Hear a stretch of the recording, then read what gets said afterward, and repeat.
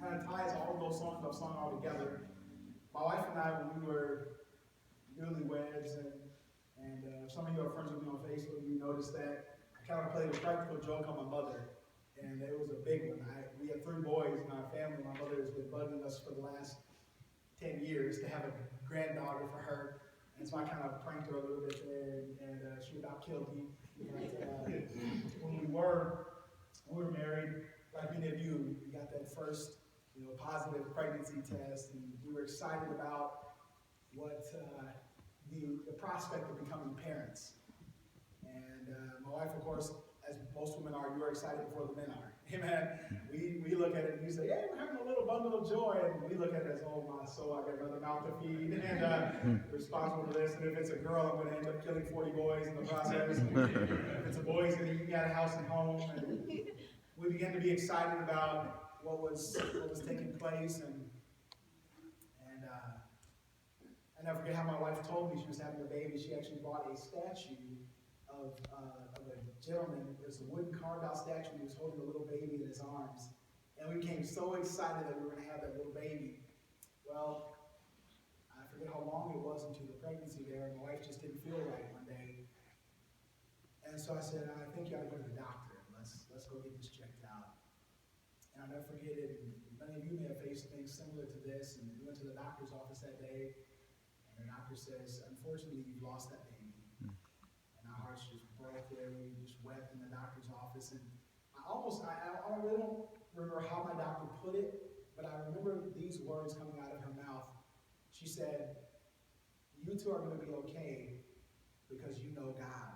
And I couldn't believe she said those words. I don't remember ever telling her we were Christians. But she said, you two are going to be okay because you know God. And I thought in my grief, I even thought, how can you say that? I mean, I believe that, but how can you say that?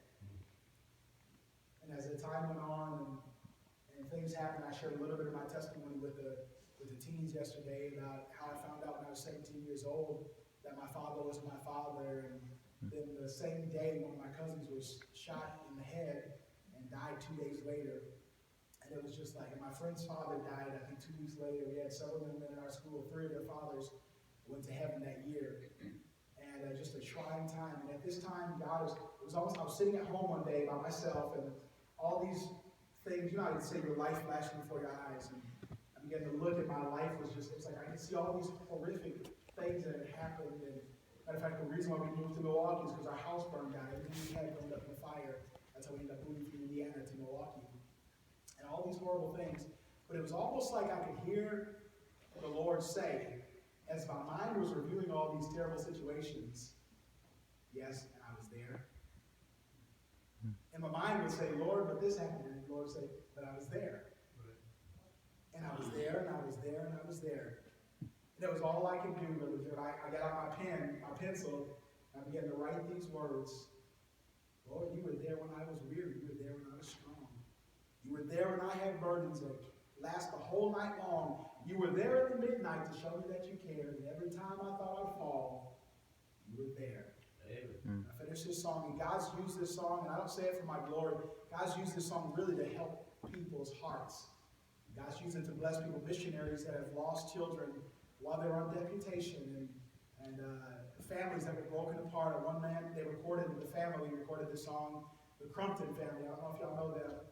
And they lost a 15-year-old boy on his 15th birthday.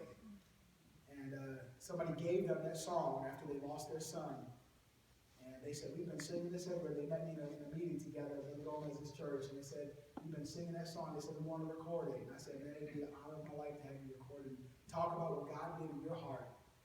About how he's been there through all of our trials. And I'm going to tell you, no matter what you're facing right now, or no matter what you will face or what you have faced, we have a God in heaven. In Hebrews 13:5, he said, I will never leave thee. Aren't you glad we serve a God like that?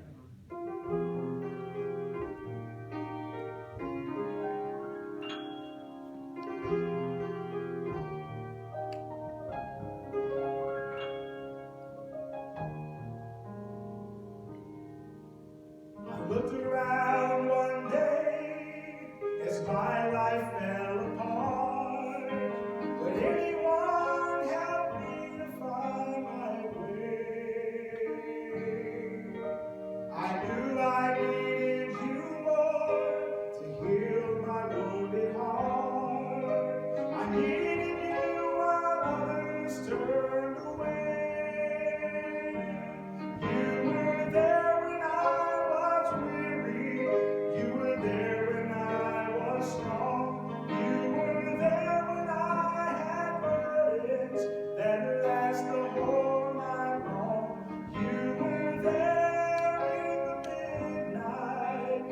show me that you care.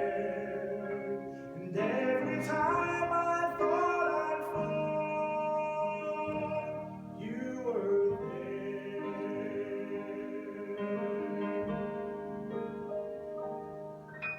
At times I was so low,